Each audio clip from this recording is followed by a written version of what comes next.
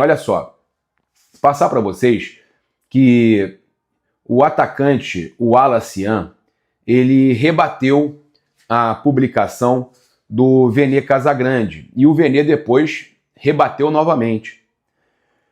Vamos pegar aqui, ó. O Vene publicou o seguinte, que o atacante, o Alassian, teve uma briga feia com um companheiro da base, o Joshua, e garantiu também que o camisa 64 teria caído de rendimento nos treinos. E o Cria postou o seguinte: que Deus me livre de todo o mal. Boatos e pessoas ruins. Não vou jogar nenhuma oportunidade fora. Sigo preparado. E aí, né, de imediato, o Vene também publicou no Twitter uma réplica apresentando conversa com o garoto, com o Alassian. A informação, né, o Júlio Miguel Neto ontem também trouxe, que conversou com fonte ligada ao jogador e que estava tudo bem, que o jogador até atuou pelo Sub-20 contra o Cruzeiro e fez gol, né, que isso já era assunto vencido. Então o Júlio Miguel Neto também não tinha desmentido a briga, tá? Eu não sei se o que o Alassian está rebatendo é com relação à questão de não ter viajado por questão de briga, tá? Agora, o Vene Casagrande, olha, aqui tá a matéria, a postagem do Vene, apuração de bastidores e o motivo de o Alassian ter perdido espaço para Joshua na lista de relacionados do elenco profissional. No dia do jogo entre Flamengo e Cruzeiro, o Alassian e Joshua brigaram feio e quase saíram na mão. Depois daquilo, Joshua ganhou mais espaço no profissional e o Alassian não. Mas a ausência do Alassian no elenco profissional, segundo apurei, é porque no entendimento da diretoria e comissão técnica, o atacante não está merecendo por conta dos desempenhos nos treinamentos desde então. Tá? Não seria por causa da briga. Aí uma pessoa postou no comentário do Vene: pelo visto era mentira. Paula KKK postou. A informação que eu acabei de falar, que foi a postagem dele dizendo de boatos e tudo mais, né, pessoas ruins, Deus tem um propósito muito grande para mim e tudo mais. O Vene respondeu de imediato. Aqui, resposta do Vene. Discutimos sim, mostrando o print do Alassian, do próprio jogador. E ainda postou assim: será mesmo que, no caso, era mentira?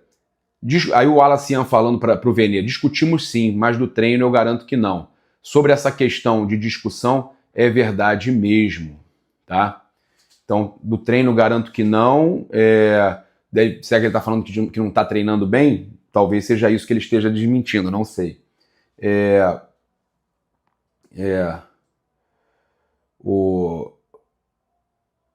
Sobre essa questão, é verdade. Discussão é verdade mesmo. Mas não foi, talvez também esteja falando que não foi briga feia. Talvez esteja falando que não foi briga feia. Bem, eu não sei. Eu sei que essa situação aconteceu. Ele expôs aqui essa situação do Alassian, e aí o Vene depois respondeu um perfil que postou assim: o Alassian tá com 2 palavras? Aí o Vene respondeu: pois é, você acha mesmo que Felipe Luiz ia deixar de relacionar um jogador que está se destacando sem motivo? Interrogação. Gente, eu sinceramente, eu acho que isso é coisa de base, de jogador, eu acho que isso é situação que a gente não tem nem que ficar mais, sabe, levantando. Eu acho que é importante a gente trazer que o jogador falou que não foi... tudo bem que ele tenha falado que foi discussão, mas o jogador já falou que está vencido, inclusive fez gol contra o Cruzeiro. Eu torço muito, o Alassian é muito bom jogador, torço muito que ele possa ser novamente aproveitado no profissional, assim como eu torço demais também para que o Lohan seja aproveitado no profissional, tá certo? Olha só, a gente teve aí a questão, a gente já vai trazer aqui provável time, informações, questão do Abel Ferreira, né? O Jorge Jesus aí, a gente sabe que não é a preferência da CBF pela questão do Neymar, a gente já falou isso ontem, e o Abel Ferreira vai ganhando forças nos bastidores, tá? Segundo informações do jornalista Lauro Jardim, a CBF já entrou em contato com a Leila Pereira, presidente do Palmeiras, que deu o aval para a negociação entre Abel Ferreira e Edinaldo Rodrigues. A conversa entre as partes, inclusive, está adiantada. Assim, a ideia é que o treinador faça a convocação da amarelinha no fim de maio e já atue nos 2 próximos jogos da seleção nas eliminatórias contra Equador e Paraguai. Então, tem chance aí do Abel Ferreira dar um balão no Jorge Jesus. Às vezes essa demora do Jorge Jesus também para se decidir acaba atrapalhando ele mesmo, né? Mas com certeza tem questão aí do Neymar, hein? Olha só, a CBF definiu aqui o árbitro para o jogo Flamengo e Cruzeiro pela 7ª rodada do Brasileirão. Pasmem, paparazzo vai reclamar de novo da arbitragem, mas não tem jeito, né? Os caras escolhem esses caras. O Wilton Pereira Sampaio, meu irmão. O Wilton Pereira Sampaio é o árbitro do jogo entre Flamengo e Cruzeiro. A CBF ainda não divulgou a escala completa, mas o Wilton Pereira Sampaio é o árbitro do jogo. É brincadeira, né?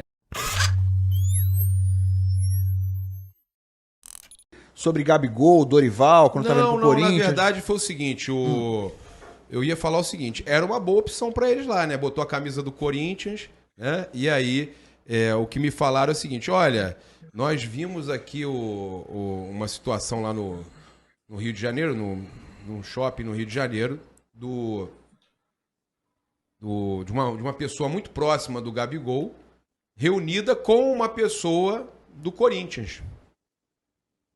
E aí o Gabigol não tá legal lá no Cruzeiro, aquela coisa toda. E aí, já pensou? Seria uma alternativa pro Gabigol? Será que o Cruzeiro gostaria de se liberar desse valor? Agora, o Corinthians subiu a dívida dele em 800 e lá vai fumaça, milhões, né? 894 milhões de passivo. 900 milhões, é quase 1 bilhão. Bilhões. O Corinthians, mesmo que o Gabigol e o Cruzeiro quisesse liberar ele, o Gabigol quisesse ir pro Cruzeiro, que foi pro Corinthians, que foi o time que ele colocou a camisa aquela vez. Tem amigo lá no Corinthians, que é o Mateuzinho, todo mundo sabe. Tem vontade, falou já naquele pode pá, tem vontade de jogar no Corinthians, acha a torcida do Corinthians legal. O Dorival gosta dele, a questão do Dorival é essa, tem aquele beijinho que ele mandou pro Dorival, aquela coisa toda. Então, a gente sabe que tem uma pessoa próxima a ele que almoçou num restaurante, na Barra, com gente ligada ao Corinthians. O Corinthians estava aí no Rio, aquela coisa toda. E aí, gente, fica no ar. Tem alguma coisa rolando? Não sei, não tem informação. Agora, será que o Corinthians tem condição de bancar? Será que ele aceita reduzir um pouco para ir pro Corinthians? Vale a pena? O torcedor do Corinthians está acompanhando a gente aqui. Um time que tem um contrato de 120 milhões com o Depay não pode se dar o luxo de pagar 3 milhões pro Gabigol. A questão ele teria que diminuir, mas será que o torcedor do Corinthians quer o Gabigol no Corinthians? Será que o Gabigol aceita diminuir? Será que o Corinthians tem condição de contratar mais alguém pagando pouco? Ou será que vale a pena com o problema do Cano, o Fluminense atrás do Gabigol? Ah, não vai não, não iria não. Não vejo nenhuma possibilidade. O Fluminense, se for atrás de centroavante, vai atrás de centroavante na América do Sul, um cara desconhecido aí. Na Libertadores. Compor elenco, né? O Fluminense não tem mais grana. Agora o Gabigol para compor. Torrou tudo. O Fluminense agora não tem dinheiro o Gabigol para compor elenco hoje também, né? Verdade é essa, não. Agora, vamos lá. Informação agora, importante, já que o assunto também é Copa do Brasil. A gente falou de Fluminense, falou de Botafogo. O Flamengo joga amanhã contra o Botafogo da Paraíba em São Luís do Maranhão. Time misto. Ou reserva? É um mistão, né? Com o Matheus Cunha, Varela, e aí nós teremos na zaga, muito provavelmente, o Danilo e Léo Pereira, com o Ayrton Lucas na outra lateral. No meio-campo, o Alan, e aí há uma dúvida, né? Acho que é o Everton Araújo, né, Raíza, que deve jogar com o Alan ali. Provavelmente. Provavelmente, né? E ali não teremos a Arrascaeta. A Arrascaeta não viaja. Novo controle de carga para o Arrascaeta. Ou seja, o Flamengo preocupado com a situação física do Arrascaeta. Não sei se a Raíza lembra. A gente estava nos Estados Unidos ainda, Raíza, quando eu trouxe a informação que o Flamengo faria o ano inteiro um controle de carga para poder contar com o Arrasca e com o De La Cruz a temporada toda. E que esse controle de carga seria feito a temporada inteira. Não sei se você lembra que eu trouxe essa informação lá nos Estados Unidos. Foi aqui na Placar, inclusive. O João lembrou, né? Então, Que Vai ser inclusive o ano auge inteiro. físico do Arrascaeta é para ser atingido no meio do ano, né? A partir Exatamente. do Super Mundial ele estaria no auge físico E dele. eles querem fazer esse controle de carga o ano inteiro. Então não é que o Flamengo está poupando o Arrascaeta, é aquele controle de carga.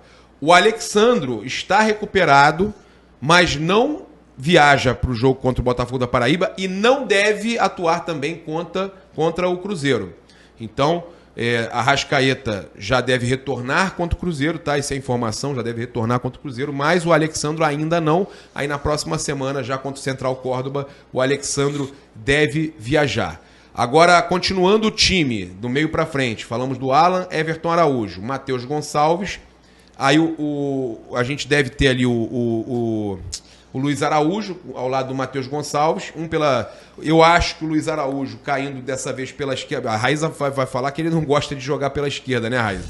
Mas o Luiz Araújo, o Michael, ou o Bruno Henrique e o Juninho. Correto, Raíza?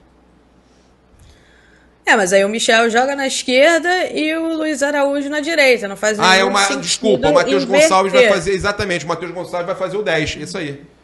O Matheus Gonçalves vai fazer o 10. Perfeito. Perfeita a avaliação da Raíza. Perfeita. Né? Com o Juninho ali jogando. Então, esses os desfalques.